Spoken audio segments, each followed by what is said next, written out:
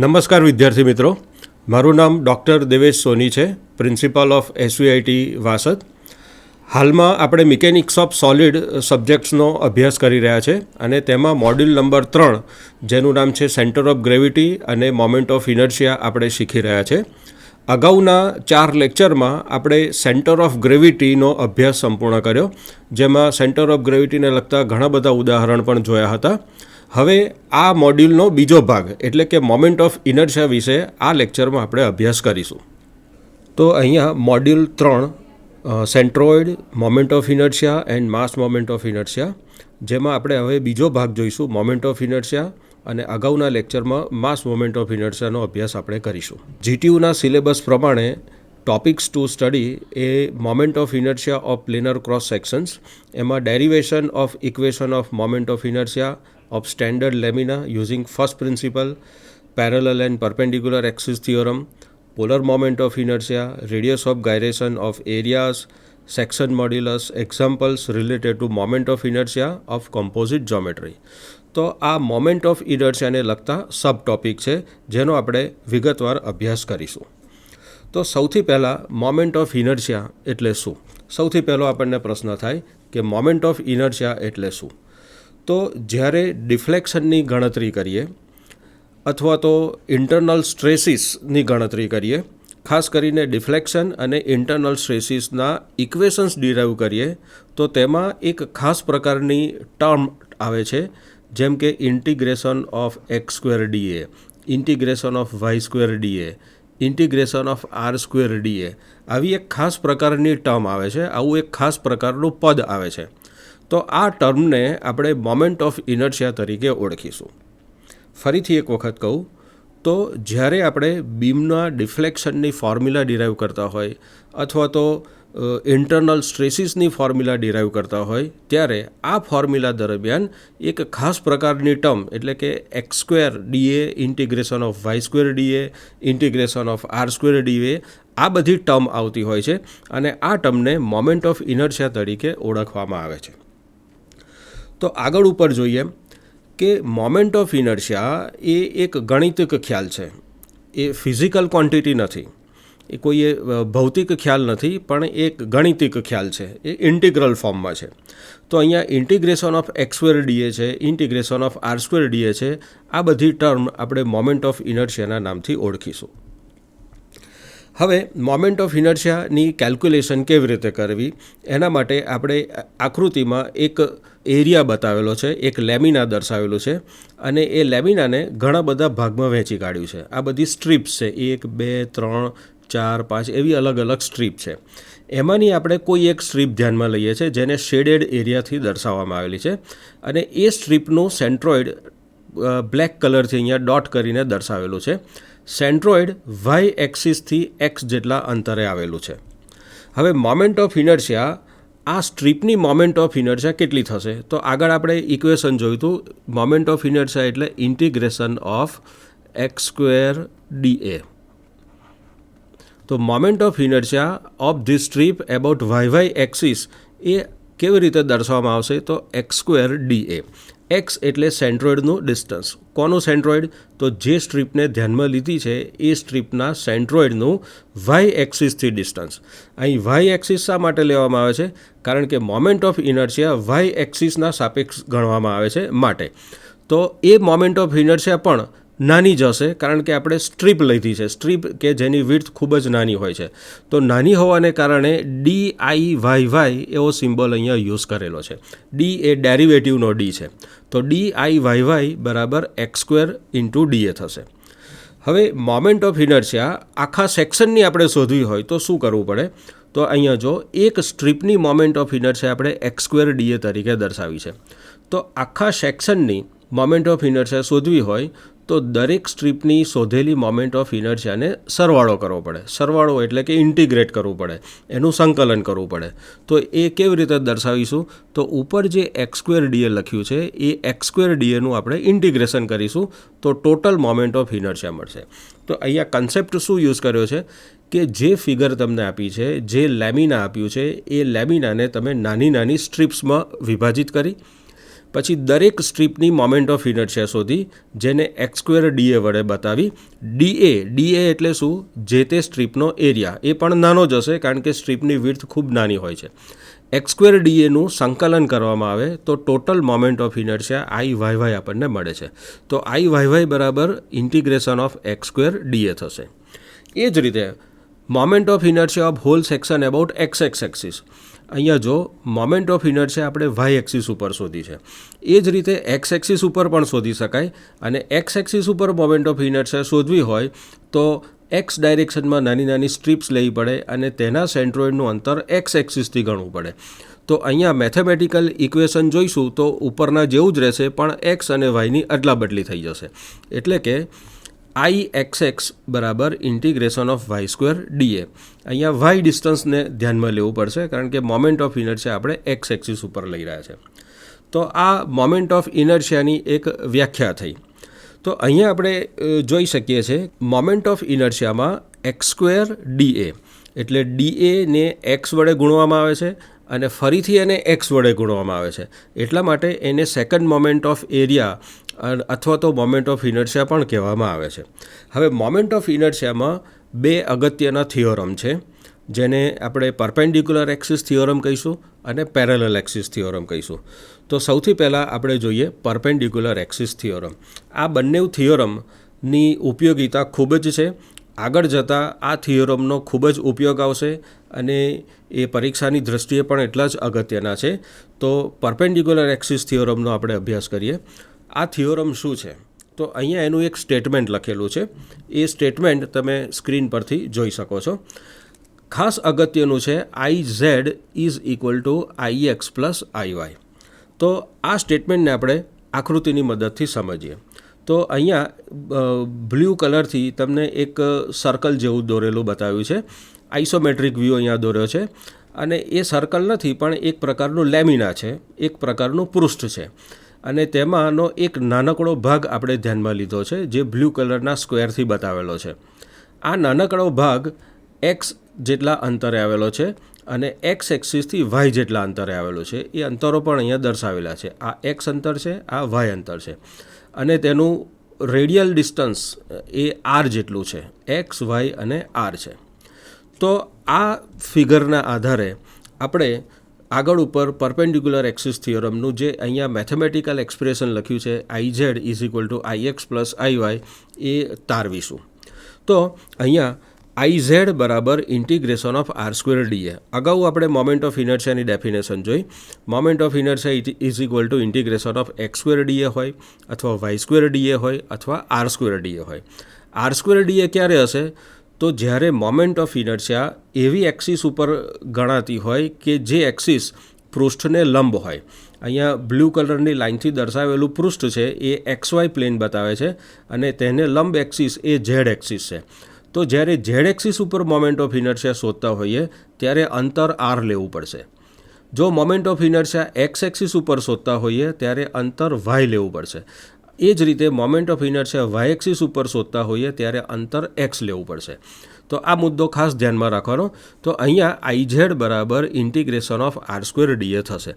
હવે r² પાયથાગોરસના સિદ્ધાંતને આધારે એવું લખી શકીશું કે r² is equal two x² plus y². અહીંયા સ્પષ્ટપણે આપણે એક ત્રિકોણ જોઈ રહ્યા છે અને એ ત્રિકોણ એક કાટખૂણા ત્રિકોણવાળો છે. આ એનો વિકર્ણ છે જેને ડાયાગોનલ કહીશું અને અહીંયા જે ખૂણો બની રહ્યો છે આ 90 ડિગ્રીનો એંગલ બને છે. એટલે r² is equal two x² plus y². આ ફોર્મ્યુલા લીધી છે. તો આ ફોર્મ્યુલાને આપણે ઉપરના ઇન્ટિગ્રલ ફોર્મમાં મૂકીશું તો IZ is equal two x² plus y² dA બનશે અને ઇન્ટિગ્રલનું સાદુરૂપ આપશું તો x² dA plus integration of y² dA બને. તો અગાઉ બતાવીએ પ્રમાણે ઇન્ટિગ્રેશન ઓફ x² dA એ શું છે? તો એ મોમેન્ટ ઓફ ઇનર્શિયા છે. કઈ એક્સિસ ઉપરની? y એક્સિસ ઉપરની, એટલે IY છે. અને ઇન્ટિગ્રેશન ઓફ y² dA છે તે x axis about moment of inertia છે. તો this is equal to IX plus IY. એમ કરીને આ જે ઉપર સ્ટેટમેન્ટ લખેલું છે મેથેમેટિકલ ફોર્મમાં IZ is equal to IX plus IY એની સાબિતી અહીંયા આપણે આપી શકીએ છીએ. તો IZ is equal to IX plus IY આને આપણે પરપેન્ડિક્યુલર એક્સિસ થિયોરમ કહીશું. પરપેન્ડિક્યુલર એક્સિસ થિયોરમ શા માટે કહેવામાં આવે છે? તો જે Z એક્સિસ છે એ XY પ્લેનને પરપેન્ડિક્યુલર છે એટલે કે જે તે પ્લેનમાં એક્સ અને વાય એક્સિસ આવેલી હોય તેમની મોમેન્ટ ઓફ ઇનર્શિયાનો સરવાળો એ પ્લેનને લંબ અક્ષ એટલે કે ઝેડ અક્ષ જેટલો થાય છે. Iz is equal to Ix plus Iy. તો આ થયો આપણો પરપેન્ડિક્યુલર એક્સિસ થિયોરમ. ખૂબ જ સહેલો છે, જેમાં r square is equal to x square plus y સ્ક્વેરની કિંમત આપણે ઉપરના ઇક્વેશનમાં મૂકીને બહુ જ સાદું રૂપ આપવાનું છે. એકદમ સરળ સાદું રૂપ છે. એમ કરતાં Iz is equal to Ix plus Iy આવું આપણું મેથેમેટિકલ સ્ટેટમેન્ટ પ્રૂવ થાય છે. આ પરપેન્ડિક્યુલર એક્સિસ થિયોરમ ખૂબ ઉપયોગી છે અને કેટલાક સ્ટેન્ડર્ડ શેપ જેવા કે સર્ક્યુલર શેપની મોમેન્ટ ઓફ ઇનર્શિયા શોધવાની હોય કે પોલર મોમેન્ટ ઓફ ઇનર્શિયા આગળ ઉપર એનો અભ્યાસ કરીશું ત્યારે પણ આ પરપેન્ડિક્યુલર એક્સિસ થિયોરમનો ખૂબ જ ઉપયોગ થાય છે. અહીંયા એક ફરીથી નોટ બતાવી છે.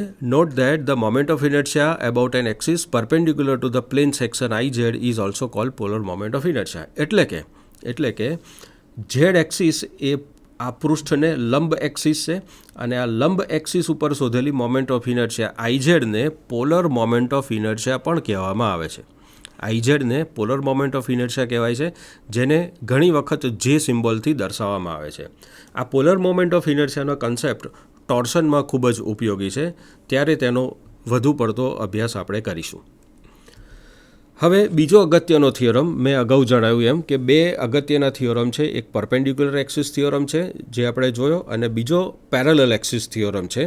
તો પેરેલલ એક્સિસ થિયોરમ શું છે એ સમજવા માટે અહીંયા એક પૃષ્ઠ આપણે દર્શાવેલું છે જે ટ્રેપેઝોઇડલ શેપ છે તેનો, અને જી એ ટ્રેપેઝોઇડલ શેપનું સેન્ટર ઓફ ગ્રેવિટી છે. હવે એક્સ અને વાય એક્સિસ પણ બતાવી છે અહીંયા.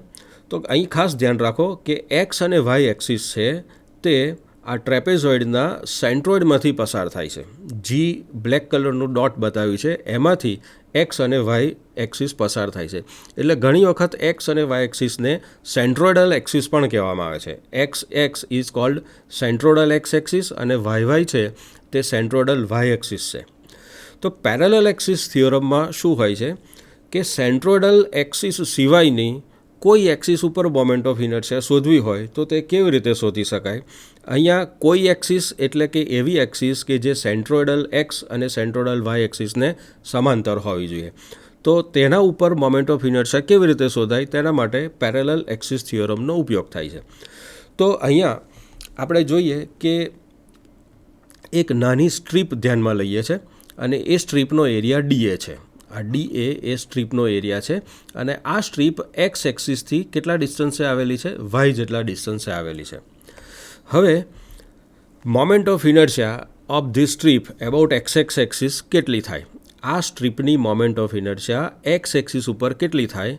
તો આગળ આપણે ઇક્વેશન જોઈ ગયા. અંતર વાય છે અને ડીએ એરિયા છે, તો y square dA is equal to I x x થશે. તો અહીંયા બતાવ્યું છે કે this moment of inertia is equal to y square into dA. ધ્યાન આપો કે y square dA moment of inertia એ કોની છે? આખા સેક્શનની નથી, એ ફક્ત આ નાની સ્ટ્રીપ બતાવી છે એ સ્ટ્રીપની મોમેન્ટ ઓફ ઇનર્શિયા છે. જો તમારે આખા સેક્શનની મોમેન્ટ ઓફ ઇનર્શિયા જોઈતી હોય તો તેનું ઇન્ટિગ્રેશન સંકલન કરવું પડશે. ઓકે, આગળ જોઈએ. હવે moment of inertia of the whole section about an axis passing through the centroid of the section, એટલે કે એક્સ એક્સિસ ઉપર મોમેન્ટ ઓફ ઇનર્શિયા કેટલી થશે? તો હમણાં જ મેં તમને કહ્યું કે વાય સ્ક્વેર ડીએનું સંકલન કરી દો તો આપણને જે મોમેન્ટ ઓફ ઇનર્શિયા મળશે તે સેન્ટ્રોઇડલ એક્સિસ ઉપરની મળશે, એટલે કે આઈજી એક્સ થશે. તો આઈજી બરાબર integration of y square DA. તો આઈજી એ શું છે? આઈજી એ સેન્ટ્રોઇડમાંથી પાસ થતી એક્સ એક્સિસ ઉપરની મોમેન્ટ ઓફ ઇનર્શિયા છે, જે આ બધી જ મોમેન્ટ ઓફ ઇનર્શિયા સ્ટ્રીપની મોમેન્ટ ઓફ ઇનર્શિયાનો સરવાળો કરો એટલે કે સંકલન કરો તેનાથી મળે, એટલે કે integration of y square dA થશે. હવે આ મોમેન્ટ ઓફ ઇનર્શિયા આપણને મળી એક્સ એક્સિસ ઉપરની. આઈજી જે મળી છે તે એક્સ ઉપરની મળી છે. હવે મારે આ સેક્શનની મોમેન્ટ ઓફ ઇનર્શિયા બીજી કોઈ એક એક્સિસ કે જે એક્સ એક્સિસને સમાંતર હોય એના ઉપર શોધવી છે. તો અહીંયા જોઈ શકાય છે કે એબી નામની એક બીજી એક્સિસ છે. એ એક્સિસ એક્સને બિલકુલ સમાંતર છે. આ એની શરત છે કે જે બીજી એક્સિસ ઉપર તમે મોમેન્ટ ઓફ ઇનર્શિયા શોધતા હોય એ એક્સિસ સેન્ટ્રોઇડલ એક્સિસને સમાંતર હોવી જોઈએ, એટલે કે એક્સ એક્સિસને સમાંતર હોવી જોઈએ. અહીંયા એબી એક્સિસ એ સેન્ટ્રોઇડલ એક્સ એક્સિસથી એચ જેટલા ડિસ્ટન્સ ઉપર છે, તો તેની મોમેન્ટ ઓફ ઇનર્શિયા કેટલી થાય? તો બરાબર ધ્યાન આપો. જો આપણે શું કરી રહ્યા છે, ડીએ એરિયાવાળી એક સ્ટ્રીપ છે, એ સ્ટ્રીપની એબી એક્સિસ ઉપર મોમેન્ટ ઓફ ઇનર્શિયા ગણવી છે. તો કેટલી થશે? અહીં દર્શાવ્યું છે પ્રમાણે એરિયા તેનો ડીએ છે અને વાય એ ડિસ્ટન્સ છે. હવે ડિસ્ટન્સ વાય નથી રહેતું, એબીથી આ સ્ટ્રીપનું ડિસ્ટન્સ વાય પ્લસ એચ જેટલું થઈ જાય છે. એટલે વાય પ્લસ એચનો સ્ક્વેર ઇન્ટુ ડીએ એવું એક ફોર્મ બનશે. અહીંયા જો એચ પ્લસ વાય એનો સ્ક્વેર ઇન્ટુ ડીએ એ મોમેન્ટ ઓફ ઇનર્શિયા બની આ સ્ટ્રીપની એબી એક્સિસ ઉપર. પણ આખા સેક્શનની મોમેન્ટ ઓફ ઇનર્શિયા જોઈતી હોય એબી સેક્શન ઉપર, તો તેનું સંકલન કરવું પડે, એટલે કે integration of h plus y whole square dA બનશે. આ આઈ એબી થયું. તો અહીંયા બે ડિફરન્સ આપણને બરાબર સમજાવવા જોઈએ. આઈજી શું છે અને આઈ એબી શું છે. આઈજી એટલે એક્સ એક્સિસ કે જે જીમાંથી પસાર થાય છે તેના ઉપરની મોમેન્ટ ઓફ ઇનર્શિયા, અને આઈએબી એટલે કે આ એક બીજી કોઈ એક્સિસ છે જે એચ જેટલા ડિસ્ટન્સ ઉપર આવેલી છે તેના ઉપરની મોમેન્ટ ઓફ ઇનર્શિયા આઈએબી થઈ. હવે ઇન્ટિગ્રેશનનું અહીંયા સાદો રૂપ આપવાનું છે, એટલે કે H plus y whole square છે એને આપણે એક્સપાન્શન કરીશું, એટલે કે H square plus 2HY plus y square. એ રીતે જે મેથેમેટિક્સમાં તમે એક્સપાન્શન કરો છો એવું એક્સપાન્શન કરવાનું હોય છે. તો અગાઉની ઇક્વેશન ફરીથી અહીંયા રિપીટ કર્યું છે, અને એક્સપાન્શન કરવાથી h square plus 2HXY plus y square into dA બનશે.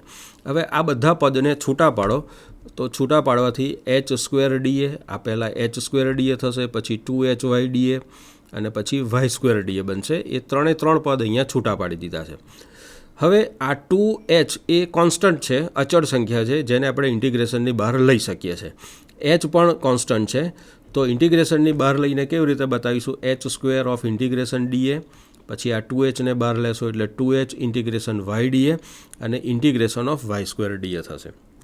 તો અહીંયા ત્રણ પદ એક પછી એક આપણે જોઈશું. Integration of DA.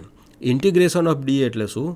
જો ડીએ એટલે એક નાની સ્ટ્રીપનો એરિયા છે, અને ઇન્ટિગ્રેશન ઓફ ડીએ એટલે નાની નાની તમામ સ્ટ્રીપના એરિયાનો સરવાળો. ઇન્ટિગ્રેશન એટલે સંકલન. નાની નાની સ્ટ્રીપના તમામ એરિયાનો સરવાળો બરાબર કુલ એરિયા થશે, કુલ એરિયા એ થશે. તો અહીંયા જો એચ સ્ક્વેર એ જે આગળ હતો તેનો તે જ રહ્યો. Integration of DA is equal to A. A એટલે ટોટલ એરિયા. જે ટ્રેપેઝોઇડલ સેક્શન બતાવ્યો હતો અથવા તો કોઈ પણ સેક્શન હશે તે એનો ટોટલ એરિયા એ થશે. પછી ફરીથી 2H એ કોન્સ્ટન્ટના કોન્સ્ટન્ટ રહ્યા, અને બાજુમાં આવ્યું ઇન્ટિગ્રેશન વાય ડીએ. તો ઇન્ટિગ્રેશન વાય ડીએ બરાબર આપણે એ ઇન્ટુ વાય બાર લખી શકીએ. વાય બાર એટલે સેન્ટ્રોઇડ. સેન્ટ્રોઇડની ફોર્મ્યુલા યાદ કરો. સેન્ટ્રોઇડની ફોર્મ્યુલા શું હતી? વાય બાર બરાબર integration of y DA divided by total area A. અને ત્રીજું પદ જો integration of y square DA, તો integration of y square DA કશું જ નથી પણ આઈજી છે, એટલે કે moment of inertia about the centroidal x axis છે. તો અહીં બાજુમાં એનું કારણ બતાવ્યું છે. એ કારણ જો integration of DA is equal to A, જે આપણે અહીંયા લખી દીધું. પછી બીજું પદ જો, બીજા પદમાં શું? વાય બારનું ડેફિનેશન આપણે અગાઉ જોયું છે. Y bar is equal to integration y DA divided by total area. તો આ નીચેની ટર્મ એ એને સામે લઈ જાઓ, આને સામે લઈ જાઓ તો વાય બાર ઇન્ટુ એ થાય. એ વાય બાર ઇન્ટુ એ અહીંયા લખી દીધું છે ઇન્ટિગ્રેશન ઓફ વાય ડીએની જગ્યાએ, અને IG is equal to integration of y square DA. તો હવે આગળ સાદું રૂપ આપીએ તો એચ સ્ક્વેર એ એમના એમ રહેશે, પણ સૌથી ઇમ્પોર્ટન્ટ વાત અહીંયા આવે છે 2H ઇન્ટુ એ વાય બાર. હવે વાય બાર શું છે? તો વાય બાર એ સેન્ટર ઓફ ગ્રેવિટીનું એક્સ એક્સિસથી અંતર છે.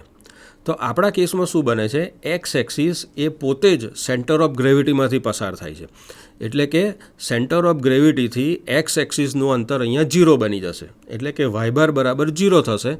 અને વાય બાર બરાબર 0 અહીંયા મૂકશો તો બાકી શું રહેશે? તો આઈજી, આ આઈજીને આપણે પહેલાં લખી દીધા, અને એ ઇન્ટુ એચ સ્ક્વેર. તો IG plus A H square નામની એક ફોર્મ્યુલા આપણને મળી, અને પેરેલલ એક્સિસ થિયોરમનું મેથેમેટિકલ ફોર્મ કહેવામાં આવે છે. એટલે IAB is equal to IG plus A H square અહીંયા બોક્સ કરીને બતાવ્યું છે. એ આ પેરેલલ એક્સિસ થિયોરમ છે. તો તો આપણે બે થિયોરમ જોયા, પરપેન્ડિક્યુલર એક્સિસ થિયોરમ અને પેરેલલ એક્સિસ થિયોરમ. તો પેરેલલ એક્સિસ થિયોરમનું સ્ટેટમેન્ટ શું આવ્યું? Mathematical form IAB = IG + A × H². IAB એટલે કોઈ એક AB એક્સિસ ઉપર મોમેન્ટ ઓફ ઇનર્શિયા. IG એટલે શું? તો સેન્ટ્રોઇડલ એક્સિસ ઉપરની મોમેન્ટ ઓફ ઇનર્શિયા. A એટલે શું? તો જે સેક્શન આપે છે તેનો એરિયા. અને H એટલે શું? તો H એ જે તે સેક્શનના સેન્ટ્રોઇડથી AB એક્સિસ વચ્ચેનું અંતર છે. એટલે કે IAB = IG + AH².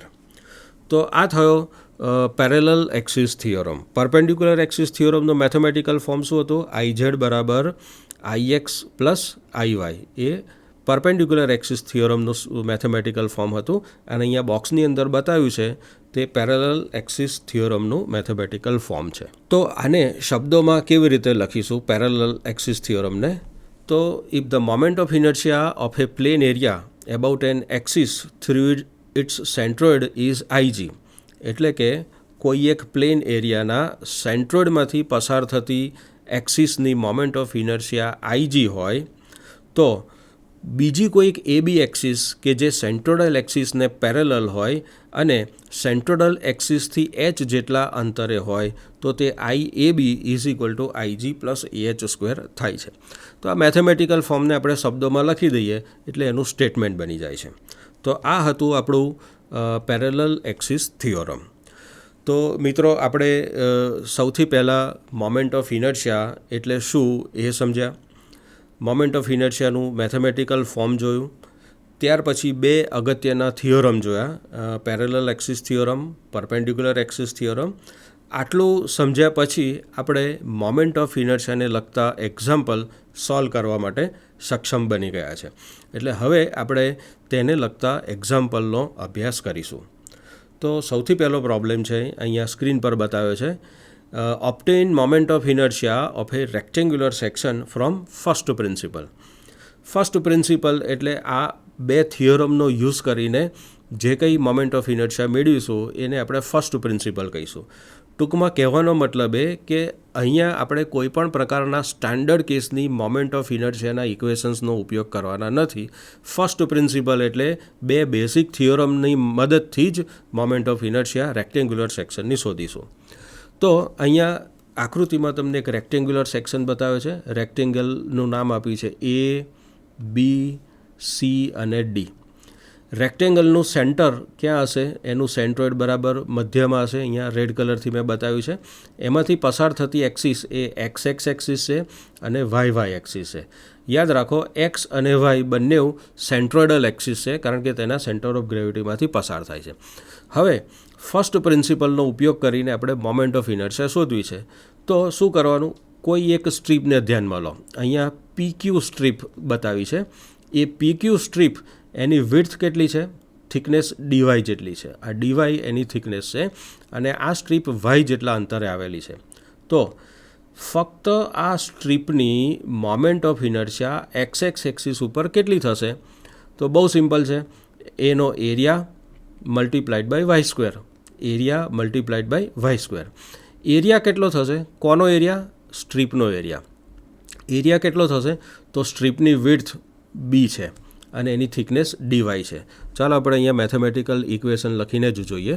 તો સોલ્યુશનમાં moment of inertia about XX axis IXX = integration of Y² DA. એટલે કે જે અંતર આપ્યું હોય એનો સ્ક્વેર લેવાનો અને એરિયા જે તે સ્ટ્રીપનો લેવાનો એટલે કે DA, Y² DA. અને ટોટલ મોમેન્ટ ઓફ ઇનર્શિયા જોઈતી હોય તો આ બધી જ સ્ટ્રીપની મોમેન્ટ ઓફ ઇનર્શિયાનો સરવાળો એટલે કે સંકલન એટલે કે ઇન્ટિગ્રેશન કરવાનું. તો આગળ ઇન્ટિગ્રેશન બતાવ્યું છે અને ઇન્ટિગ્રેશન ક્યાંથી ક્યાં કરવાનું? તો ટોટલ ડેપ્થ DA છે. આ XX એક્સિસ એ સેન્ટર ઉપર છે તો સેન્ટરથી આટલું અંતર D/2 જેટલું થશે અને એક્સની નીચે છે એટલા માટે -D/2 આવ્યું અને આ ઉપરનું ડિસ્ટન્સ એક્સિસથી ઉપર છે એટલા માટે +D/2 થશે. તો integration from -D/2 to +D/2 of Y² DA. બસ આ એક વખત ઇક્વેશન લખાઈ જાય પછી બધું જ મેથેમેટિકલ ફોર્મમાં સિમ્પ્લિફિકેશન કરશો એટલે તમને રેક્ટેન્ગ્યુલર સેક્શનની IXX મોમેન્ટ ઓફ ઇનર્શિયા મળી જશે. તો જુઓ આગળ, integration of y square DA એટલે એરિયા, કોનો એરિયા? સ્ટ્રીપનો એરિયા. સ્ટ્રીપનો એરિયા કેટલો થાય? સ્ટ્રીપની પહોળાઈ B into thickness D into y. તો ડીએની જગ્યાએ આપણે શું મૂક્યું? બી ઇન્ટુ ડીવાય મૂક્યું. હવે આગળ કેવું સાદું રૂપ બને છે એનું? તો બી એ કોન્સ્ટન્ટ છે, અચળ સંખ્યા છે, જેને ઇન્ટિગ્રેશનની બહાર લખી દીધી. તો અંદર શું રહેશે? Y square into DY, y square into DY. તો ડીવાયની સાપેક્ષે એટલે કે વાયની સાપેક્ષે વાય સ્ક્વેરનું ઇન્ટિગ્રેશન થશે વાય ક્યુબ બાય 3. તો અહીંયા જો વાય ક્યુબ બાય 3, આગળ બી કોન્સ્ટન્ટ છે અને range of integration is -d/2 to +d/2. આનું સાદું રૂપ કેવી રીતે આપવું એ તમે જાણો છો. એક વખત વાયની વેલ્યુ d/2 મૂકો, માઇનસ બીજી વખત વાયની વેલ્યુ -d/2 મૂકો. તો d/2 cube by 3 minus d/2 cube by 3, અને સાદું રૂપ આપશો તો આ પ્રમાણે છેલ્લે 2 into D cube upon 3 multiplied by 8 is equal to BD cube by 12 આવશે. તો આ બીડી ક્યુબ બાય 12 એ બહુ જ ઉપયોગી ઇક્વેશન છે, અને આ ઇક્વેશનનો ઉપયોગ વારંવાર આપણે રેક્ટેન્ગ્યુલર સેક્શનની મોમેન્ટ ઓફ ઇનર્શિયા શોધવા માટે કરતા હોઈએ છીએ. તો IXX બરાબર બીડી ક્યુબ બાય 12 થશે. બી એટલે બ્રેડ્થ, ડી એટલે ડેપ્થ. ડેપ્થ કોને લઈશું આપણે? તો જો IXX એટલે એક્સ એક્સિસ ઉપર મોમેન્ટ ઓફ ઇનર્શિયા લઈએ છે, તો જે એક્સિસ ઉપર મોમેન્ટ ઓફ ઇનર્શિયા શોધતા હોય એનું પરપેન્ડિક્યુલર ડાયમેન્શન એનો ક્યુબ કરી દેવાનો. એટલે એક્સ એક્સિસનું પરપેન્ડિક્યુલર ડાયમેન્શન કયું છે? ડી. તો ડીનો ક્યુબ કરી દો એટલે BD ક્યુબ બાય 12 થશે. આ જ રીતે તમે જો રેક્ટેન્ગ્યુલર ફિગર એ વાય એક્સિસને પણ સિમેટ્રિક છે અને એક્સ એક્સિસને પણ સિમેટ્રિક છે. એટલે વાય એક્સિસ ઉપર તમે મોમેન્ટ ઓફ ઇનર્શિયા શોધશો તો ઇક્વેશન કંઈક આવું જ બનશે, પણ વાય એક્સિસને પરપેન્ડિક્યુલર ડાયમેન્શન કયું છે? બી છે. તો ત્યાં ક્યુબ બીનો બની જશે, એટલે IYY is equal to B cube D by 12 નામની ફોર્મ્યુલા બનશે, જે અહીંયા બતાવી છે. Similarly IYY is equal to DB cube divided by 12. તો આશા રાખું કે આ તમને બરાબર સમજાઈ ગયું હશે. ફરીથી એક વખત ફટાફટ કહી દઉં કે તમે જે એક્સિસ ઉપર મોમેન્ટ ઓફ ઇનર્શિયા શોધતા હોય, ધારો કે તમે એક્સ એક્સિસની મોમેન્ટ ઓફ ઇનર્શિયા લખો છો, તો એનું પરપેન્ડિક્યુલર ડાયમેન્શન એક્સ એક્સિસનું પરપેન્ડિક્યુલર ડાયમેન્શન ડી છે, તો ડીનો ક્યુબ લેવાનો. એ જ પ્રમાણે જો મોમેન્ટ ઓફ ઇનર્શિયા તમે વાય એક્સિસ ઉપર શોધતા હોય તો તેનું પરપેન્ડિક્યુલર ડાયમેન્શન બી છે, તો બીનો ક્યુબ કરી દેવાનો, DB ક્યુબ ડિવાઇડેડ બાય 12. તો અહીંયા આપણો આ પહેલો પ્રોબ્લેમ રેક્ટેન્ગ્યુલર સેક્શનની મોમેન્ટ ઓફ ઇનર્શિયા ફર્સ્ટ પ્રિન્સિપલથી કેવી રીતે શોધવી એ અહીંયા પૂરો થાય છે. હવે બીજા એક્ઝામ્પલમાં ટ્રાયેંગ્યુલર સેક્શન લઈશું. અગાઉ રેક્ટેન્ગ્યુલર સ્ટાન્ડર્ડ શેપ હતો, હવે ટ્રાયેંગ્યુલર સ્ટાન્ડર્ડ શેપની આપણે મોમેન્ટ ઓફ ઇનર્શિયા શોધીએ. તો આકૃતિમાં એક ત્રિકોણ ABC દર્શાવ્યો છે. મેથડ અગાઉના જેવી જ રહેશે. કોઈ એક સ્ટ્રીપ લો, એ સ્ટ્રીપનો એરિયા શોધો, એ એરિયાને ડિસ્ટન્સના સ્ક્વેરથી મલ્ટીપ્લાય કરો, તેનું ઇન્ટિગ્રેશન કરો અને ઇન્ટિગ્રલને સિમ્પ્લિફિકેશન કરો, એટલે જે તે સેક્શનની મોમેન્ટ ઓફ ઇનર્શિયા મળશે. તો અહીંયા જો ત્રિકોણ માટે એક સ્ટ્રીપ PQ લીધી અને PQની થિકનેસ ડીવાય જેટલી છે, અને આ સ્ટ્રીપ શિરોબિંદુ એથી વાય જેટલા અંતર ઉપર આવેલી છે. અંતર તમે ગમે ત્યાંથી લઈ શકો, ઉપરથી પણ લઈ શકો, નીચેથી પણ લઈ શકો, ગમે ત્યાંથી લઈ શકાય. અહીંયા સરળતા ખાતર સ્ટ્રીપનું અંતર વાય એ શિરોબિંદુ એટલે કે ઉપરથી લીધેલું છે. ત્રિકોણની ડેપ્થ ડી છે અને એનો બેઝ વિડ્થ છે તે બી છે. તો જો સોલ્યુશનમાં સૌથી પહેલાં આપણે સ્ટ્રીપનો એરિયા જોઈશે, અને સ્ટ્રીપનો એરિયા બરાબર એ સ્ટ્રીપની વિડ્થ ગુણ્યા એની થિકનેસ. થિકનેસ તો ખબર છે ડીવાય જેટલી છે, પણ એની વિડ્થ આપણે શોધવી પડશે, જે જોમેટ્રીની મદદથી બહુ ઇઝીલી શોધી શકાશે. જેમ જેમ તમે નીચે જશો એમ સ્ટ્રીપની વિડ્થ વધતી જશે, અને સૌથી નીચે જશો ત્યારે સ્ટ્રીપની વિડ્થ બી જેટલી થઈ જશે. તો આ વિડ્થ કેવી રીતે શોધવી?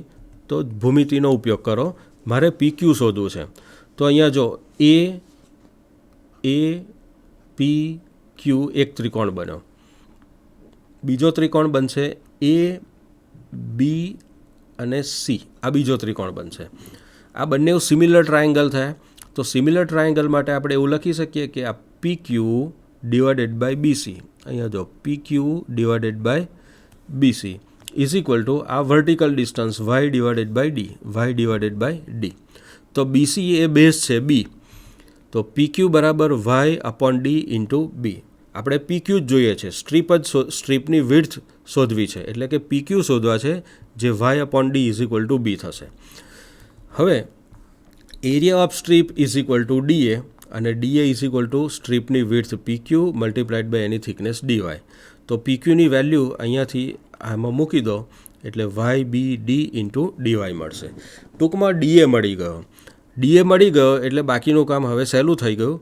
આ કિંમત આપણે વેલ્યુઝ બધી ઇન્ટિગ્રલ ફોર્મમાં મૂકી દઈશું. તો ફરીથી એની જ ફિગર અહીંયા રિપીટ કરી છે સરળતા ખાતર. તો total moment of inertia of the strip about base BC, આ ખાસ ખ્યાલમાં રાખો કે મોમેન્ટ ઓફ ઇનર્શિયા અત્યારે કોના ઉપર શોધી રહ્યા છે? એબાઉટ બેઝ BC ઉપર શોધી રહ્યા છે. તો એ કેટલું થશે? તો d - y² × dA. આવું શા માટે થયું? મારે મોમેન્ટ ઓફ ઇનર્શિયા અહીંયા BC ઉપર જોઈએ છે. આ જે રેડ કલરની લાઇન ડ્રો કરું છું ત્યાંથી જોઈએ છે. તો મોમેન્ટ ઓફ ઇનર્શિયાની વ્યાખ્યા પ્રમાણે PQનો એરિયા લેવો પડે. PQનો એરિયા કેટલો છે? dA છે. અને આ સ્ટ્રીપનું BCથી અંતર શોધવું પડે.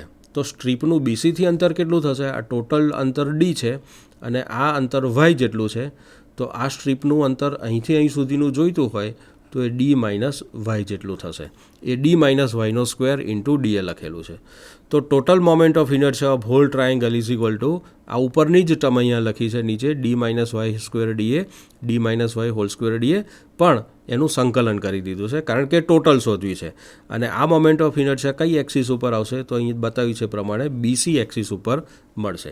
અને ઇન્ટિગ્રેશનની રેન્જ કેટલી કરવાની? આપણે 0 થી d સુધીનું ઇન્ટિગ્રેશન કરવાનું. એટલે કે સમગ્ર ત્રિકોણની ઉપર આ સ્ટ્રીપ્સનો મોમેન્ટ ઓફ ઇનર્શિયાનો સરવાળો કરવાનો, 0 to d થશે. હવે આ ઇન્ટિગ્રલને સિમ્પ્લિફાઈ કરવા માટે આપણે અગાઉ કર્યું એ પ્રમાણે તમારે એક્સપાન્શન કરવું પડશે અને DAની કિંમત, DA એટલે સ્ટ્રીપનો એરિયા જે આગળની સ્લાઇડમાં શોધ્યો હતો એ અહીંયા પાછો સબસ્ટિટ્યૂટ કર્યો છે, મૂકી દીધો છે.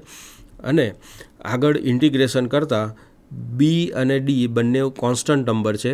એ B અને Dને આપણે ઇન્ટિગ્રેશનની બહાર લીધા છે, વેરિયેબલ્સ બધા આપણે અંદર રહેવા દીધા છે. અને હવે એનું સાદુરૂપ આપીશું. yને એમના એમ રહેવા દીધા છે. d - y² = d² - 2dy + y² × dy કર્યું છે. અને dyને પણ આપણે ઇન્ટિગ્રેશનની અંદર લઈને ફરીથી આગળ ઉપર સાદુરૂપ આપીશું. તો ઇન્ટિગ્રેશન કરતાં d², yનું ઇન્ટિગ્રેશન y²/2 થશે, 2d કોન્સ્ટન્ટ છે, y²નું ઇન્ટિગ્રેશન y³/3 થશે અને y³ નું ઇન્ટિગ્રેશન y⁴/4 થશે. જ્યાં ઇન્ટિગ્રેશનની લિમિટ મૂકી છે 0 થી d સુધીની, આ 0 થી d સુધીની લિમિટ મૂકી. હવે y બરાબર એક વખત d મૂકો, પછી માઇનસ કરીને બીજી વખત yની વેલ્યુ 0 મૂકો. એમ કરીને સાદુરૂપ આપશો તો આવું કંઈક તમને સાદુરૂપ મળશે. અને આ સાદુરૂપને ફરીથી આપણે લસા વગેરે બધું લઈને ફર્ધર સિમ્પ્લિફિકેશન કરીશું તો એ ફોર્મ મળશે BD³/12 આવશે. તો ત્રિકોણની મોમેન્ટ ઓફ ઇનર્શિયા એના બેઝ ઉપર કેટલી થાય છે? BD³/12 થાય છે. તો રેક્ટેંગલની પણ 12 થતી હતી અને ટ્રાયેંગલની પણ BD³/12 આવે છે. પણ ડિફરન્સ જો બંનેમાં, રેક્ટેંગલમાં જે મોમેન્ટ ઓફ ઇનર્શિયા BD³/12 આવતી હતી તે મોમેન્ટ ઓફ ઇનર્શિયા તેની સેન્ટ્રોઇડલ એક્સિસમાંથી પાસ થતી એક્સિસ ઉપર આવતી હતી. એટલે કે BD³/12 એની સેન્ટ્રોઇડલ એક્સિસની મોમેન્ટ ઓફ ઇનર્શિયા હતી. પણ ત્રિકોણના કેસમાં શું થાય છે? ટ્રાયેંગલના કેસમાં શું થાય છે? BD³/12 મોમેન્ટ ઓફ ઇનર્શિયા એ ત્રિકોણના બેઝ ઉપર મળે છે, નહીં કે એના સેન્ટર ઓફ ગ્રેવિટી ઉપર. આ બે ડિફરન્સ છે. રેક્ટેંગલમાં પણ BD³/12 થાય છે, ટ્રાયેંગલમાં પણ BD³/12 થાય છે. પણ રેક્ટેંગલની BD³/12 એ તેના સેન્ટર ઓફ ગ્રેવિટીમાંથી પસાર થતી એક્સિસ ઉપર છે, જ્યારે ટ્રાયેંગલની BD³/12 એ ટ્રાયેંગલના બેઝમાંથી પસાર થતી એક્સિસ પર છે. આ ડિફરન્સ ખાસ ખ્યાલ રાખવાનો છે. તો મિત્રો આપણે IBC BD³/12 કેવી રીતે આવ્યું તે જોયું. હવે આપણને ટ્રાયેંગલના સેન્ટરમાંથી પસાર થતી એક્સિસ ઉપર મોમેન્ટ ઓફ ઇનર્શિયા શોધવી હોય તો કેટલી થશે અને કેવી રીતે શોધાશે? તો અહીંયા તમે જો, સેન્ટ્રોઇડમાંથી પસાર થતી એક્સિસ એ BC એક્સિસને પેરેલલ છે. એટલે આપણે પેરેલલ એક્સિસ થિયોરમનો અહીંયા ઉપયોગ કરીશું, જેની મદદથી ત્રિકોણના સેન્ટર ઓફ ગ્રેવિટીમાંથી પસાર થતી એક્સિસ ઉપર મોમેન્ટ ઓફ ઇનર્શિયા આપણે શોધી શકીએ. તો એ અહીંયા બતાવેલું છે. જો the moment of inertia of the triangle about an axis passing through its centroid using parallel axis theorem. આ સ્ટેટમેન્ટ આપણે જોયું હતું IBC is equal to IG plus AH square. IBC આપણે શોધેલી જ છે. કેટલી છે? IBC is equal to BD cube by 12 છે. આપણે જોઈએ છે IG, એના સેન્ટર ઓફ ગ્રેવિટીમાંથી પસાર થતી એક્સિસની મોમેન્ટ ઓફ ઇનર્શિયા જોઈએ છે IG. તો IG બરાબર શું લખી શકીશું? IB minus AH square. આ AH સ્ક્વેરને ડાબી બાજુએ લઈ જાઓ તો IG is equal to BD cube by 12 minus AH square બનશે. હવે એ એટલે એરિયા. કોનો એરિયા? ત્રિકોણનો એરિયા. એટલે આપણને ખબર છે ત્રિકોણનો એરિયા 1/2 બેઝ ઇન્ટુ ડેપ્થ, એ ત્રિકોણનો એરિયા છે. H એટલે ડિસ્ટન્સ કોનું? બે એક્સિસ વચ્ચેનું અંતર, એટલે કે સેન્ટર ઓફ ગ્રેવિટીમાંથી પસાર થતી જે એક્સિસ છે તેનું અને BC વચ્ચેનું અંતર, એ કેટલું થશે? D/3 જેટલું થશે. ત્રિકોણ માટે આપણે જાણીએ છીએ કે ત્રિકોણનું સેન્ટ્રોઇડ બેઝ 3 D/3 જેટલું હોય અને એપેક્સથી 2/3 ઇન્ટુ D જેટલું થાય છે. એટલે D/3 એ આપણા કેસમાં H બની જશે. તો Hની કિંમત મૂકો. A is equal to 1/2 B into D અને H is equal to D/3 નો સ્ક્વેર, અને આગળ બધું સિમ્પ્લિફિકેશન કરો. સિમ્પ્લિફિકેશન કરતાં છેલ્લે IG બરાબર BD ક્યુબ બાય 36 મળે છે. તો ત્રિકોણની સેન્ટ્રોડલ એક્સિસ પરની moment of inertia BD cube by 36 થશે અને બેઝ ઉપરની moment of inertia BD cube by 12 થશે. આ મુદ્દો ખાસ ધ્યાનમાં રાખવાનો છે. તો અહીંયા એક નોંધ પણ બતાવી છે કે similarly moment of inertia of triangle about an axis passing through its apex A is IA and IA is equal to BD cube by 4. એટલે કે એ પોઈન્ટમાંથી પસાર થતી એક્સિસ, અહીંયા આ એક્સિસ ઉપર મોમેન્ટ ઓફ ઇનર્શિયા શોધવી હોય કેવી રીતે શોધાય? સેમ આ જ પ્રોસેસ કરવાનો, પેરેલલ એક્સિસ થિયોરમનો ઉપયોગ કરવાનો, અને પેરેલલ એક્સિસના થિયોરમનો ઉપયોગ કરીને તમે મોમેન્ટ ઓફ ઇનર્શિયા શોધી શકો જે BD ક્યુબ બાય 4 આવે છે. તો અહીંયા એ ઉપરની મોમેન્ટ ઓફ ઇનર્શિયા બહુ આગળ ઉપર એનો ઉપયોગ ઓછો આવે છે, પણ સેન્ટ્રોઇડમાંથી પાસ થતી એક્સિસ અને બેઝમાંથી પાસ થતી એક્સિસ પરની મોમેન્ટ ઓફ ઇનર્શિયા આપણે સ્ટેન્ડર્ડ કેસ તરીકે યાદ રાખવાની છે. તો આ એક બીજો એક્ઝામ્પલ આપણે જોયો. હવે આગળનો ત્રીજો એક્ઝામ્પલ જોઈશું કે જેમાં સર્ક્યુલર સેક્શનની મોમેન્ટ ઓફ ઇનર્શિયા ફર્સ્ટ પ્રિન્સિપલથી જ શોધવાની છે. તો સર્ક્યુલર સેક્શન, જો એક આપણને સેક્શન અહીં આકૃતિમાં બતાવે છે, આ સર્ક્યુલર સેક્શન છે અને સર્ક્યુલર સેક્શનના સેન્ટરમાંથી પાસ થતી એક્સિસ એક્સ અને વાય એક્સિસ છે. તમે જાણો છો સર્કલનું જે કેન્દ્ર છે એ જ એનું સેન્ટ્રોઇડ છે, જે અહીંયા બતાવ્યું છે રેડ કલરથી. આ એનું સેન્ટ્રોઇડ છે, એમાંથી એક્સ અને વાય એક્સિસ પસાર થાય છે. હવે મારે મોમેન્ટ ઓફ ઇનર્શિયા સર્ક્યુલર સેક્શનની શોધવી હોય તો એક નાની સ્ટ્રીપ લેવી પડે અને એ સ્ટ્રીપનો એરિયા DA હોય તો DAનું અંતર ધારો કે R જેટલું હોય તો R² ઇન્ટુ DA લખવું પડે અને DA એરિયા શોધવો પડે. કેવી રીતે શોધાશે? ભૂમિતિનો ઉપયોગ કરીને બહુ સરળતાથી આપણે શોધી શકીશું. જો અહીંયા રેડિયસ એટલે કે ત્રિજ્યા સર્કલની R છે અને મેં કહ્યું એ પ્રમાણે એક નાની સ્ટ્રીપ આપણે ધ્યાનમાં લઈ રહ્યા છે, સર્ક્યુલર સ્ટ્રીપ છે જે R જેટલા ડિસ્ટન્સે આવેલી છે, સ્મોલ r જેટલા ડિસ્ટન્સે આવેલી છે.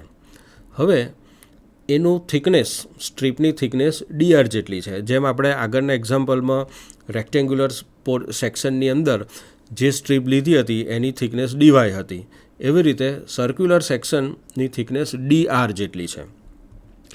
તો એરિયા ઓફ એલિમેન્ટરી રિંગ, એટલે કે જે આ સર્ક્યુલર સ્ટ્રીપ ધ્યાનમાં લીધી છે એને એલિમેન્ટરી રિંગ શબ્દનો પ્રયોગ કરેલો છે, એનો એરિયા કેટલો થશે? તો એરિયા માટે બહુ સિમ્પલ ફોર્મ્યુલા છે, એરિયા બરાબર લંબાઈ ગુણ્યા પહોળાઈ. હા, હવે આ સર્ક્યુલર સ્ટ્રીપની લંબાઈ કેટલી થાય? તો એના પરિઘ જેટલી થાય, સરકમફરન્સ જેટલી થાય. અને સર્કલનો સરકમફરન્સ કેટલો થાય? 2πr એ એનો સરકમફરન્સ છે. તો લંબાઈ એના સરકમફરન્સ જેટલી થઈ અને પહોળાઈ એટલે કે એની થિકનેસ થઈ, એટલે કે 2πr into DR is equal two DA. આ ભૂમિતિનો મદદથી બહુ સરળતાથી આપણે DA શોધી શકીએ છીએ. હવે moment of inertia of the ring about ZZ axis, આ ખાસ ધ્યાન રાખો. અહીં moment of inertia Z axis ઉપર શોધી રહ્યા છે. Z એક્સિસ ક્યાં છે? આકૃતિમાં નથી દેખાતી, કારણ કે Z એક્સિસ એ XY પ્લેનને પરપેન્ડિક્યુલર હોય, એટલે કે Z એક્સિસ અહીંયા તમને જે પૃષ્ઠ દેખાય છે એ પૃષ્ઠમાંથી બહાર આવી રહેલી છે. ઝેડ એક્સિસ XY પ્લેનને પરપેન્ડિક્યુલર છે. તો IZZ ઇઝ ઇક્વલ ટુ અંતરનો સ્ક્વેર એટલે કે R², એ અહીં લખ્યું છે R² ઇન્ટુ DA એટલે કે એરિયા, આ જે સ્ટ્રીપ છે તેનો area R² DA. IZ is equal to integration R² DA થશે. હવે DAની એક્સપ્રેશન જે ઉપર બનાવ્યું છે એ આપણે નીચે મૂકી દઈશું અને ઇન્ટિગ્રેશન ક્યાંથી ક્યાં કરવાનું છે, આખા સર્કલ ઉપર ઇન્ટિગ્રેશન કરવાનું છે. એટલે અહીંયા 0થી શરૂ કરીને સર્કલની રેડિયસ કેપિટલ R છે ત્યાં સુધી, એટલે રેન્જ ઓફ ઇન્ટિગ્રેશન 0થી કેપિટલ R બનશે R² 2πr ઇન્ટુ dr. બસ આ મૂળ કામ અહીંયા થઈ ગયું. હવે મેથેમેટિકલ સિમ્પ્લિફિકેશન આપવાનું છે, એટલે કે 2π એ કોન્સ્ટન્ટને તમે બહાર લખી દો એટલે R² ઇન્ટુ R એટલે R³ ઇન્ટુ dr થશે. અને R³ ઇન્ટિગ્રેશન શું થાય, R⁴/4 થાય અને range of integration is from 0 to R. આરની વેલ્યુ મૂકો, એક વખત કેપિટલ R મૂકો, બીજી વખત 0 મૂકો એટલે 2π R⁴/4 થશે. અને તમે એને વ્યાસના ફોર્મ એટલે કે ડાયામીટરના ફોર્મમાં પણ બતાવી શકો, કારણ કે રેડિયસ ત્રિજ્યા R બરાબર હાફ ઓફ ધી ડાયામીટર એટલે કે D/2 થાય. એટલે R ઇક્વલ ટુ D/2 મૂકો એટલે πd⁴32 મળ્યું moment of inertia Z axis ઉપર પડી. તો ઝેડ એક્સિસ કેવી છે, અહીંયા લંબ એક્સિસ છે એટલે કે XY પ્લેનને લંબ આવેલી છે. હવે IZ તો મળી ગઈ. જો આપણે X અને Y એક્સિસ ઉપર મોમેન્ટ ઓફ ઇનર્શિયા શોધવી હોય કે જેની આપણને વારંવાર જરૂર પડતી હોય છે, તો એ કેવી રીતે શોધવી એ એક વિચારવાની વાત છે. તો જો ઝેડ એક્સિસ એ X અને Yને પરપેન્ડિક્યુલર છે, એટલા માટે આપણે પરપેન્ડિક્યુલર એક્સિસ થિયોરમનો અહીંયા ઉપયોગ કરી શકીશું. પરપેન્ડિક્યુલર એક્સિસ થિયોરમનો ઉપયોગ કરીને IX અને IY શોધી શકાય. કેવી રીતે શોધાય છે એ જો. પરપેન્ડિક્યુલર એક્સિસ થિયોરમનું સ્ટેટમેન્ટ અહીંયા લખ્યું છે IZ is equal to IX plus IY. હવે સર્કલ છે એટલે કે આવું સર્ક્યુલર સેક્શન છે. સર્કલ માટે X એક્સિસ અને Y axis, circle is symmetric about X and Y axis, બે એક્સિસ ઉપર એ સિમેટ્રિક છે. એટલે જે IX આવશે એ જ IY આવશે. એટલે IX અને IY સરખા થશે, IX પ્લસ IY આ બંને સરખા થશે. એટલે IY બરાબર ફરીથી IX મૂકી દીધું due to symmetry of the section IX plus IY. તો આ 2IX થયું. તો 2IX એટલે IX બરાબર આ 2ને સામેની બાજુએ નીચે લઈ જાઓ તો IX બરાબર IZ/2 થશે. હવે IZ આપણે આગળ ગણી છે. IZ કેટલી હતી, πd⁴/32 ડિવાઇડેડ બાય 2 એટલે આ πd⁴/64 થશે. એટલે કે IX plus is equal two IY is equal two πd⁴/64. તો આ 3 મોમેન્ટ ઓફ ઇનર્શિયાને આપણે સ્ટાન્ડર્ડ કેસ તરીકે યાદ રાખીશું. કયા 3 સ્ટાન્ડર્ડ કેસ? એક રેક્ટેંગલ. તો રેક્ટેંગલની moment of inertia centroidal axis ઉપર BD³/12 થઈ. પછી ટ્રાયેંગલ. ટ્રાયેંગલની moment of inertia centroidal axis ઉપર થઈ BD³/36 થઈ. પછી ત્રીજો સેક્શન આવ્યો સર્ક્યુલર સેક્શન. સર્ક્યુલર સેક્શનની moment of inertia centroidal axis ઉપર બની πd⁴/64 થયો. તો આ 3 આપણે સ્ટાન્ડર્ડ કેસ તરીકે યાદ રાખવાના છે. હવે આગળ ઉપર જોઈએ. એક નવો પ્રોબ્લેમ અહીંયા બતાવ્યો છે 4થા નંબરનો. Obtain moment of inertia of a semi circular section about its centroid. તો સેમી સર્ક્યુલર સેક્શન કોને કહેવાય? બહુ સરળ છે. અડધું સર્કલ એટલે સેમી સર્ક્યુલર સેક્શન છે. અને સેમી સર્કલનું સેન્ટ્રોઇડ આપણે જોઈ ગયા હતા કે 4r/3π જેટલા અંતર ઉપર થાય છે. તો સેન્ટ્રોઇડલ એક્સ એક્સિસ ઉપર મોમેન્ટ ઓફ ઇનર્શિયા અહીંયા શોધવાની કઈ છે. તો કેવી રીતે શોધીશું? બહુ સરળ છે. સૌથી પહેલું તમારે શું કરવાનું, એક્સ એક્સિસ ઉપરની મોમેન્ટ ઓફ ઇનર્શિયા શોધી કાઢવાની. હવે એ કેટલી થાય? તો આખા સર્કલની જે મોમેન્ટ ઓફ ઇનર્શિયા થશે એના કરતાં અડધી થશે, કારણ કે તમને અડધું સર્કલ આપેલું છે. એટલે કે IXX જે છે એ total moment of inertia divided by 2 કરશો એટલે મળી જશે. અને તેને પેરેલલ એક્સિસ થિયોરમનો ઉપયોગ કરીને જીમાંથી પસાર થતી એક્સિસ ઉપર ટ્રાન્સફર કરી દેવાની. તો એ કેસમાં Hની વેલ્યુ 4r/3π થશે. તો આ બધું મેં શબ્દોમાં વર્ણવ્યું છે, એને મેથેમેટિકલી કેવી રીતે કરાય એ આપણે જોઈએ. સોલ્યુશન જો IX is equal two πd⁴/64. આ હું જે રાઉન્ડ કરું છું તે આખા સર્કલની મોમેન્ટ ઓફ ઇનર્શિયા છે. મારે અડધા સર્કલની જ મોમેન્ટ ઓફ ઇનર્શિયા જોઈએ છે, એટલે આખી જે મોમેન્ટ ઓફ ઇનર્શિયા થશે એને ડિવાઇડેડ બાય 2 કરો. એટલે IX ઇઝ ઇક્વલ ટુ રેડિયસમાં કન્વર્ટ કરી દીધી એટલે πr⁴ ડિવાઇડેડ બાય 8 મળી. અહીંયા d is equal two 2r મૂકી દીધું છે. ઓકે, હવે પેરેલલ એક્સિસ થિયોરમનો ઉપયોગ કરીશું. પેરેલલ એક્સિસ થિયોરમનો ઉપયોગ શું છે? IX is equal to IG plus AH² છે. IG જે આપણે મોમેન્ટ ઓફ ઇનર્શિયા શોધવાની છે, એટલે IG શોધવાનું છે. IG is equal to IX minus AH² બનશે. IX કેટલું છે? πr⁴/8, એટલે πr⁴/8 માઇનસ એરિયા. કોનો એરિયા? સેમી સર્કલનો એરિયા. સેમી સર્કલનો એરિયા કેટલો થાય? πr², એને ડિવાઇડેડ બાય 2 કરો એટલે સેમી સર્કલનો એરિયા થયો. H એટલે અંતર. કઈ એક્સિસ વચ્ચેનું અંતર? તો XX એક્સિસ અને સેન્ટ્રોઇડલ એક્સિસ વચ્ચેનું અંતર, એટલે 4r/3π. એનો સ્ક્વેર કરો, સિમ્પ્લિફિકેશન કરો એટલે 0.1097 r⁴, which is approximately equal to 0.11 r⁴. તો સેમી સર્કલની મોમેન્ટ ઓફ ઇનર્શિયા તેના સેન્ટ્રોઇડલ એક્સ એક્સિસ ઉપર 0.11 r⁴ જેટલી થાય એવું આપણે યાદ રાખવાનું છે, જેને એક સ્ટેન્ડર્ડ કેસ તરીકે લઈશું. અને આગળ ઉપર ગમે ત્યારે સેમી સર્ક્યુલર સેક્શન આવે તો તેની સેન્ટ્રોઇડલ એક્સ એક્સિસ ઉપરની મોમેન્ટ ઓફ ઇનર્શિયા 0.11 r⁴ તરીકે લઈને આગળ ઉપર કેલ્ક્યુલેશન કરીશું. હવે વધુ થોડુંક આગળ જઈએ, જેમાં obtained moment of inertia of a quarter circle about it centroidal axis છે. અહીંયા ક્વાર્ટર સર્કલ આપેલું છે, તો આ ક્વાર્ટર સર્કલની મોમેન્ટ ઓફ ઇનર્શિયા એના સેન્ટ્રોઇડલ એક્સિસ ઉપર શોધવાની છે. એટલે અહીંયા જે ક્વેશ્ચન માર્ક મૂકું છું, આ એક્સિસ ઉપર મારે મોમેન્ટ ઓફ ઇનર્શિયા શોધવી છે. તો સૌથી પહેલું શું કરીશું? એક્સ એક્સિસ ઉપર મોમેન્ટ ઓફ ઇનર્શિયા ક્વાર્ટર સર્કલની શોધવાની. જો ફૂલ સર્કલની જે મોમેન્ટ ઓફ ઇનર્શિયા થતી હોય એને 4થી ડિવાઈડ કરી દો એટલે ક્વાર્ટર સર્કલની મોમેન્ટ ઓફ ઇનર્શિયા મળે, પણ કઈ એક્સિસ ઉપર? આ એક્સ એક્સિસ ઉપર મળે.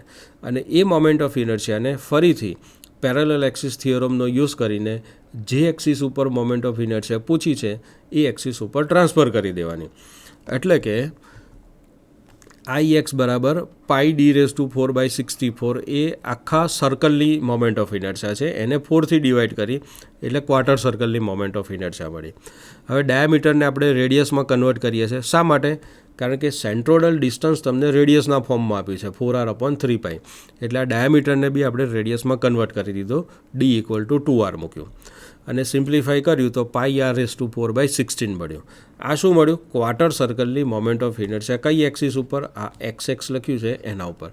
મારે કઈ મોમેન્ટ ઓફ ઇનર્શિયા જોઈએ છે? અહીં ક્વેશ્ચન માર્ક કર્યો છે એ એક્સિસ ઉપર જોઈએ છે, એટલે કે IG શોધવી છે. તો પેરેલલ એક્સિસ થિયોરમ પ્રમાણે IX is equal to IG plus AH². તો IG બરાબર IX માઇનસ AH² થાય. તો IXની વેલ્યુ અહીંથી મૂકો, πr⁴/16. A એટલે એરિયા. કોનો એરિયા? ક્વાર્ટર સર્કલનો એરિયા. તો ક્વાર્ટર સર્કલનો એરિયા બરાબર πr² ડિવાઇડેડ બાય 4 અને H મેં કહ્યું એ પ્રમાણે 4r/3π મૂકો. અહીં 4r/3π મૂક્યા છે અને સિમ્પ્લિફાઈ કરો. સિમ્પ્લિફાઈ કરતાં 0.0549 r⁴, એપ્રોક્સિમેટલી 0.055 r⁴. સેમી સર્કલનું હતું 0.11 r⁴ હતું અને ક્વાર્ટર સર્કલનું થાય છે 0.055 r⁴. તો આ પ્રમાણે તમને કોઈ પણ એક્સિસ ઉપર મોમેન્ટ ઓફ ઇનર્શિયા પૂછી હોય તો બે થિયોરમનો ઉપયોગ કરીને મોમેન્ટ ઓફ ઇનર્શિયા આપણે શોધી શકીએ છીએ. હવે આગળ વધીએ તો એક હોલો સેક્શનની મોમેન્ટ ઓફ ઇનર્શિયા તમને પૂછી છે. હોલો રેક્ટેન્ગ્યુલર સેક્શન અહીં આકૃતિમાં બતાવ્યું છે. આ એક હોલો રેક્ટેન્ગ્યુલર સેક્શન છે. હોલો એટલે પોલો. આ એક એવો રેક્ટેન્ગ્યુલર સેક્શન છે જેને કંઈક થિકનેસ છે અને વચ્ચેનો ભાગ પોલો છે, હોલો, દેટ ઇઝ હોલો. એ કેવી રીતે શોધવાની? તો આ બહુ જ સરળ છે. હોલો સેક્શનની મોમેન્ટ ઓફ ઇનર્શિયામાં શું કરવાનું? આઉટર સેક્શનની મોમેન્ટ ઓફ ઇનર્શિયા લેવાની, એમાંથી ઇનર સેક્શનની મોમેન્ટ ઓફ ઇનર્શિયા માઇનસ કરી દેવાની. હોલો પોર્શન હોવાને કારણે માઇનસ કરી દેવાનું, એટલે તમને ટોટલ હોલો સેક્શનની મોમેન્ટ ઓફ ઇનર્શિયા મળી જશે. તો જો બી અને ડી, બી એટલે બ્રીડથ અને ડી એટલે ડેપ્થ, આ આઉટર સેક્શનની છે. એ જ રીતે ઇનર સેક્શનની બ્રેડથ B1 છે અને ઇનર સેક્શનની ડેપ્થ D1 છે. તો આની moment of inertia x axis ઉપર શોધવી હોય તો કેવી રીતે શોધીશું? તો moment of inertia of hollow section IX is equal to, આ ફોર્મ્યુલા યાદ કરો, આઉટર સેક્શનની મોમેન્ટ ઓફ ઇનર્શિયા શું થાય? BD³/12 થશે, કારણ કે આઉટર સેક્શનની બ્રેડથ B છે, ડેપ્થ D છે. એમાંથી ઇનર સેક્શનની મોમેન્ટ ઓફ ઇનર્શિયા માઇનસ કરી દેવાની, તો minus inner section B1 D1³/12. બસ, તો આ moment of inertia of hollow rectangular section આ રીતે ગણતરીમાં લેવાય છે. એ જ પ્રમાણે વાય એક્સિસ ઉપર જો પૂછી હોય તો IY બરાબર મેં કહ્યું તો એ પ્રમાણે બી અને ડીને ઇન્ટરચેન્જ કરી દેવાના, એટલે IYમાં ક્યુબ કોનો આવશે? બીનો આવશે, કારણ કે બીવાળું ડાયમેન્શન, આ ડાયમેન્શન વાય એક્સિસને પરપેન્ડિક્યુલર છે.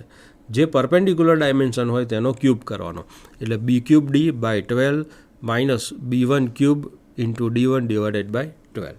તો આ રીતે આપણે હોલો સેક્શનની મોમેન્ટ ઓફ ઇનર્શિયા શોધી શકીએ છીએ. હવે એવો જ એક્ઝામ્પલ છે, obtain moment of inertia of a hollow circular section. તો અહીંયા બહારનો સર્ક્યુલર સેક્શનની મોમેન્ટ ઓફ ઇનર્શિયા માઇનસ અંદરના સર્ક્યુલર સેક્શનની મોમેન્ટ ઓફ ઇનર્શિયા. જો બહારનો ડાયામીટર D હોય અને અંદરનો ડાયામીટર D1 હોય તો moment of inertia about x axis is equal two, equation તમે જાણો છો, πD⁴/64 માઇનસ πD1⁴/64. તો આ રીતે એક્સ એક્સિસ પરની મોમેન્ટ ઓફ ઇનર્શિયા મળશે.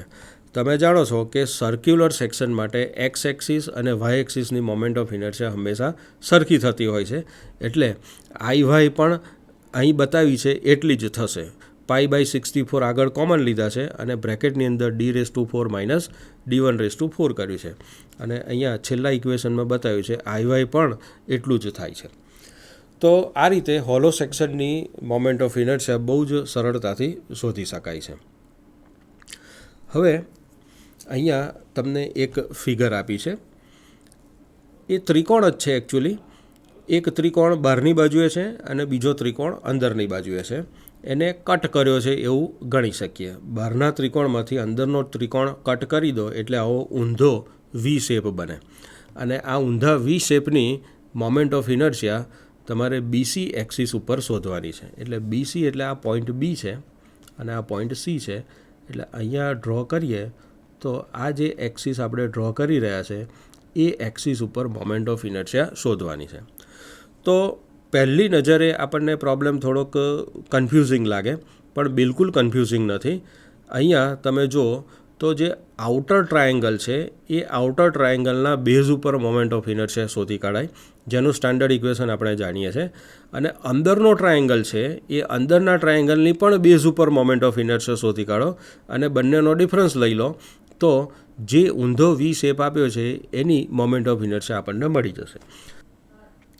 તો મિત્રો, આજના આ ક્લાસમાં મોમેન્ટ ઓફ ઇનર્શિયાની ડેફિનેશન આપણે જોઈ, ત્યાર પછી સ્ટાન્ડર્ડ શેપ જેવા કે rectangle, triangle, circular, semi circular, quarter સર્કલની મોમેન્ટ ઓફ ઇનર્શિયા ફર્સ્ટ પ્રિન્સિપલનો ઉપયોગ કરીને કેવી રીતે શોધાય એ જોયું.